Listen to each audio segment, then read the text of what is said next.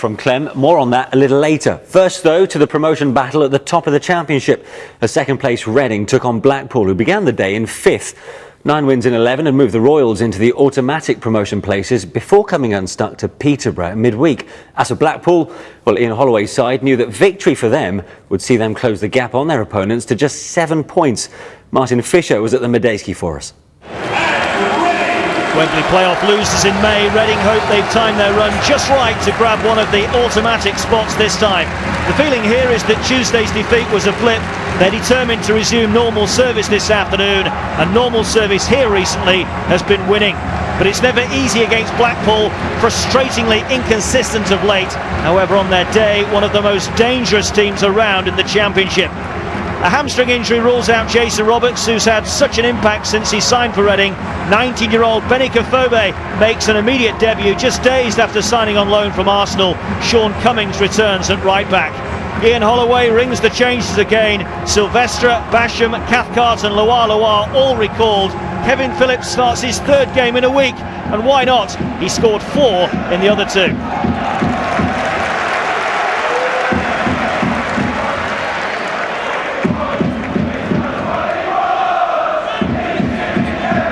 Ian Hart with the throw. McAnuff makes himself available. McAnuff with his first chance to have a run at Baptiste. Decent looking ball in as well. Kebe shot. Oh! At the back post, Noel Hunt couldn't supply the finish. What an escape for Blackpool inside the opening minute.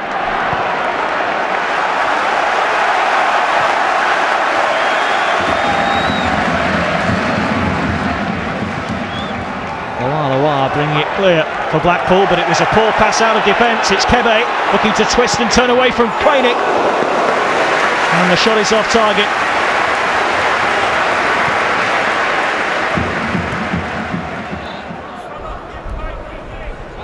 Hart missed it completely. Loa into the space which he vacated. Hart's deflection, Cummings headed clearance. Kebe taking an entire minute and a half to try and kill that. It's Phillips to shoot, not far wide. Well, it was hesitation from Jimmy Kebe that set up the opportunity maybe here for Blackpool.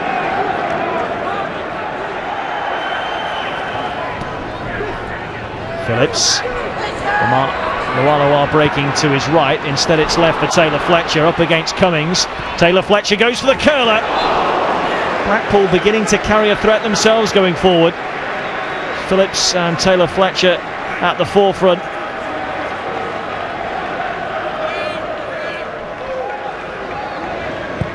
In by Gawkes, out by Everett. Ledgerwood's strong challenge, up goes Cathcart. Everett there again for Blackpool. Just can't put distance on the clearances at the moment. Karashan will keep it moving. Here's Jimmy Kebe. All good defending from Stephen Cranick. It's another Reading corner though. Ian Hart to take. It will be an in-swinging left footer towards the back post. Back in by Ledgerwood. And again, down here for McAnuff to strike. Against the post, against both posts, and in! Ian Hart, the goal scorer. Blackpool appealing for offside. The flag stays down. Hart's got his 2nd of the season with his right foot too. Well, what about this strike from McAnuff? Against the left post, against the right. And just when Blackpool thought they got lucky, they saw the ball roll to a very grateful Ian Hart, who even with his weaker foot couldn't miss that chance. 30 minutes gone. Reading take the lead.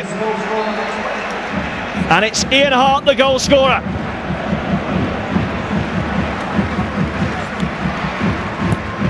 Driven deep by Hart, almost reached Ledgerwood, off the head of Taylor Fletcher and behind for another corner. Reading racking them up now. This is corner number 4, and they've taken it already. The short one, McAnuff and Ledgerwood.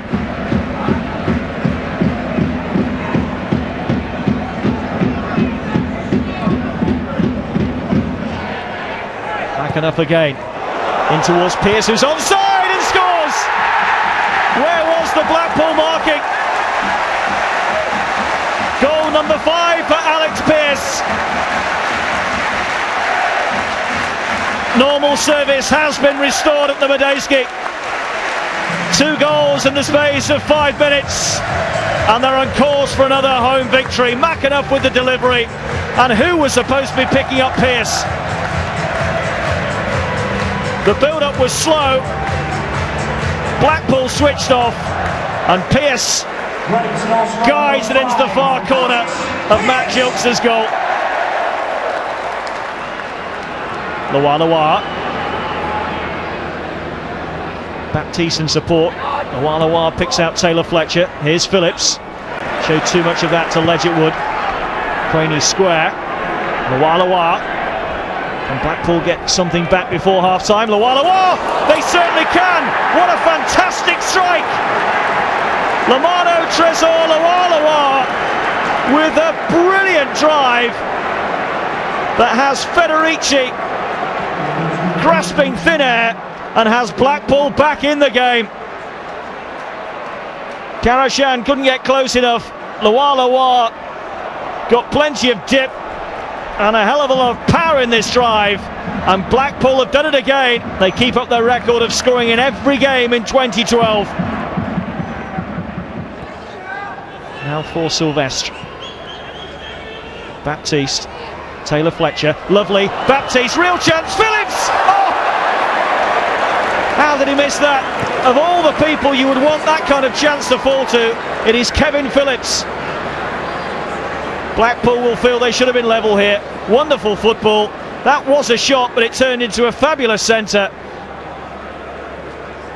And Kevin Phillips from almost under the bar clears the bar. And that is the last bit of action for a very entertaining first half. Kevin Phillips on the stroke of half-time almost made it 2-2, although he was in an offside position. The flag was raised. No changes to either team.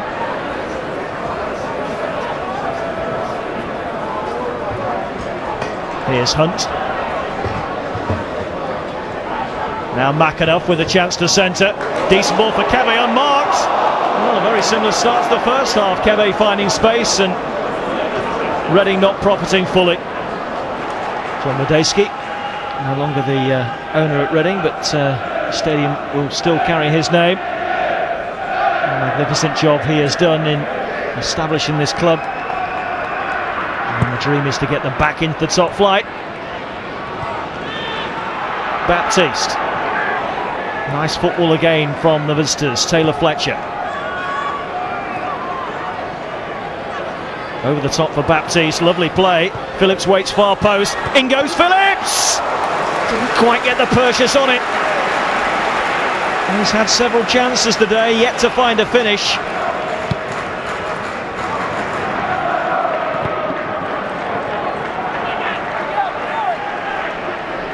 Nice movement by Hunt, clipped by Baptiste, who needs to be careful. He's the only player that's been booked so far today.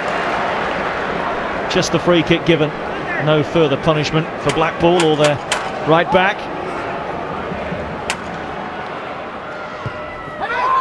Ledgerwood, free header, 3-1. Not for the first time today. I asked the question, where was the marking? And Ledgerwood has scored for the second successive Saturday at the Medeski. Scored in the 3-1 win here against Leicester a fortnight ago, and he's made it 3-1 here. And Brian McDermott has a 2-goal cushion again. Gently floated in by Hearts. Ledgerwood completely unmarked. Guides it into the far corner.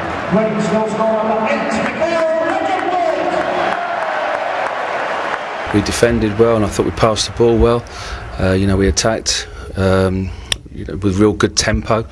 And to go in 2-0, obviously they went in, they scored a really good goal. It was a fantastic strike from their guy, and we scored a fantastic goal, the third goal just before it's sort of 70 minutes or whatever it was. So we're happy. It's a really good win against a good side. Lots and lots of aspects of the game we're getting really good. We're doing very well, and then the simplest things, when a free kick's given, The ball's floated in our box, and it seems as though we're like a bunch of statues. So, so disappointed. It's frightening. I had a feeling that the first two might have been offside. Thought it was really close. Really didn't. I wasn't happy with the fourth official or the linesman or the referee, to be honest, by half time. So I had to shut my face. But you know, in the end of the day, we huffed and we puffed and we did nothing really. Unfortunately, I thought we were better side at the start of the game, passed it and created a couple. But if you can't deal with set pieces like that, then you don't deserve to do anything. Ian Holloway is furious with his team's defending for your goal. Were you surprised at how much space you'd got? I was actually. I got in a couple of times. No one seemed to pick me up, and obviously great delivery from Harty. He's been doing that all season, and I was obviously delighted to get on the end of it. It is so tight in and around that playoff zone, isn't it? It's really a case of who gets their form right between now and the end of April. Yeah, absolutely. And if we continue to do things like that, it won't be us, will it? Yeah, Ollie's certainly not mincing his words there, but as far as Reading are concerned, despite their midweek setbacks, Steve, goes to show you can't keep a good side down at the minute in Reading. No, I mean, absolutely. We know, I think probably 9 times out of 10 you know what you're going to get from Reading. Yeah. We said before, they're a consistent side, they know their jobs and they do it, and they clearly did that well today. Fair to say, as Ollie mentioned as well, they didn't help themselves exactly, did they? And it was highlighted with that last goal from Ledgerwood. Well, no, I mean, on both occasions, certainly from dead ball situations, one from the corner with Pearce and now with Ledgerwood, I mean, the marking is absolutely non-existent. And this is basic defending. This is just somebody. This is a centre midfielder who was a centre half before he went to Reading. So you would think, hold on, he's a big lad, he's decent in the air, he's got to be marked. And yet, only at the very end do we see a defender actually coming in and making a challenge. And by that time, it's too late. We saw it with Pearce with the first goal, and we see it again now. And that is just basic defending. I've got a job to do, and that is to mark someone. And until the danger is gone, I have to see that job out. They didn't do that. It's interesting as well because Ledgerwood he's been joined at Reading by his former QPR teammates in the likes of Casper Gawkes and Matthew Connolly, who went up with QPR last season. Their experience will surely help this Reading squad as they fight for automatic promotion. I mean, undoubtedly. I mean, what did they play in? They played in the defence, I think, kept 26 clean sheets last year. So they're good players at this level. You know what you're going to get from Reading. As I said, I think they're in that respect. I mean, they don't change too much. They don't change the shape or the balance of the side. They keep that pretty familiar. I think, as I said, everybody knows their jobs. They have a consistency there. They've managed to stay relatively injury-free. They've got good players to come in if anything does happen. So they're looking in good shape. What about Blackpool? I mean, they've conceded 18 and 8 now. So despite their free-flowing approach with their front three, they're starting to wobble at the back, aren't they? Well, I mean, on the contrary to what I've said about Reading, where you probably a manager knows what he's going to get every Saturday, Ollie possibly doesn't. And in a game like that, you know, you haven't been opened up. It's not like the team that, you know, the team that are playing basic stuff. Against you. Yeah, basic defending. That's all it is. You know, a man has his job to do. You do it, you see it through, and then we move on. They didn't do that. Ollie will certainly be working them hard in training in the week, that's for sure.